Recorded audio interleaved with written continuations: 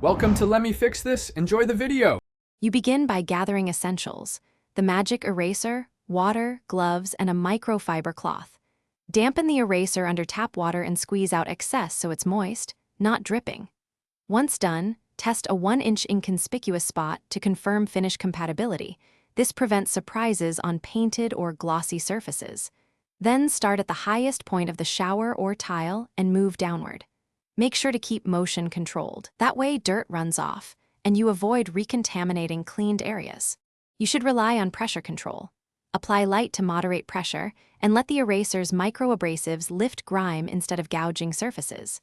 For soap scum, use small circular motions to break bonds, and once loosened, swipe downward to remove residue.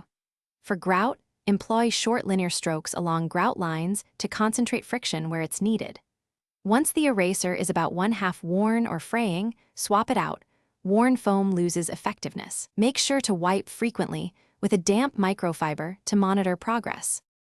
You finish by rinsing the cleaned area thoroughly to remove residue and microabrasive particles, then squeegee or towel dry to prevent water spots. Dispose of the used eraser in trash. Do not flush or compost it. If you encounter a dull spot or paint lift, stop immediately. This means excessive abrasion or incompatible surface.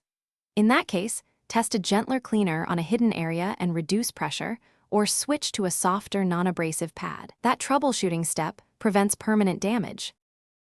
Thanks for watching. If you found this helpful, don't forget to like and subscribe.